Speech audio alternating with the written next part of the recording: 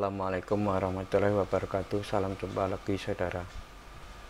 Apa benar kata orang, bila mana kita berselisih dengan perusahaan, kita akan mendapatkan blacklist dari perusahaan tersebut?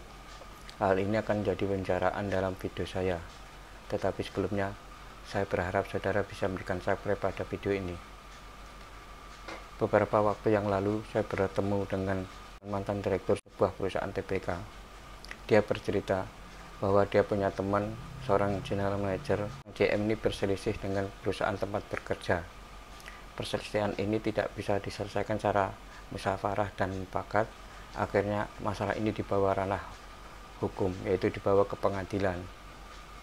Dua belah pihak menggunakan pengacara. Proses hukum ini berlangsung lama. Singkat cerita, si GM ini memenangkan kasus ini atas perusahaan tempat bekerjanya. Beberapa tahun kemudian, mantan direktur TBK ini ketemu lagi dengan si GM. Si GM bercerita bahwa setelah memenangkan kasus dengan perusahaannya tempat bekerja, dia melamar pekerjaan 15 tahun, tidak pernah ada perusahaan yang mengangkat sebagai karyawannya. Beberapa waktu yang lalu saya ketemu dengan mantan direktur TBK. Dia bercerita pada saya bahwa dia baru saja diberhentikan dari perusahaan tersebut, padahal dia baru menjabat 9 bulan, yang mestinya adalah 5 tahun. Mantan direktur ini tidak terima diberhentikan begitu saja oleh perusahaannya, makanya dia akan menempuh jalur hukum. Untuk itu, dia minta tolong pada saya untuk mencarikan pengacara yang biasa menangani perselisihan antara karyawan dengan perusahaan. Kebetulan saya punya kenalan seorang pengacara yang biasa menangani kasus ini. Setelah saya kenalkan mantan direktur ini dengan pengacara itu memberikan masukan pada mantan direktur tersebut. Dia bercerita pada mantan direktur itu bahwa kasusnya tidak bisa diselesaikan di pengadilan hubungan industrial. Kasusnya harus dibawa ke pengadilan biasa. Di sini akan berlangsung lama karena nanti ada proses naik banding, naik PK, dan lain sebagainya. Setelah mendapat masukan dari pengacara tersebut, mantan direktur ini menempuh jalur win-win solution dengan perusahaannya tersebut. Sampai di mana proses mantan direktur ini dengan perusahaannya, saya tidak mengikuti proses tersebut. Jadi saya tidak bisa bercerita banyak tentang hal ini. Saya pernah mengalami kasus berselisih dengan perusahaan.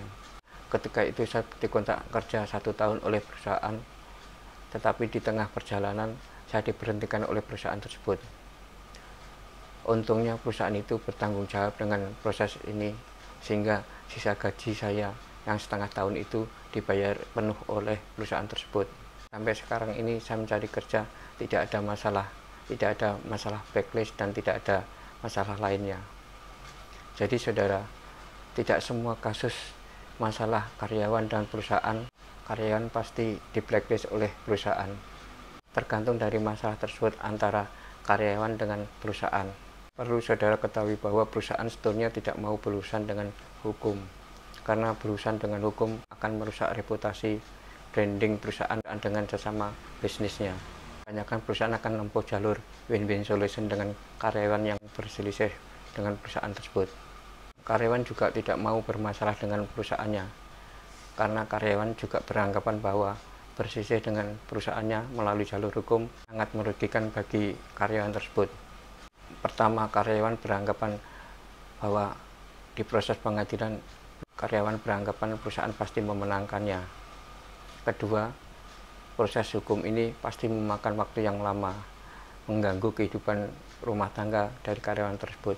Untuk itu biasanya masalah perselisihan karyawan dan perusahaan bisa diselesaikan secara musyawarah dan mufakat. Jadi begitu saudara, tidak semua perselisihan antara karyawan dan perusahaan kemudian perusahaan akan memblacklist dari karyawan tersebut. Begitu saudara yang bisa saya sampaikan tentang hal ini. Jangan lupa subscribe pada video ini. Terima kasih. Assalamualaikum warahmatullahi wabarakatuh.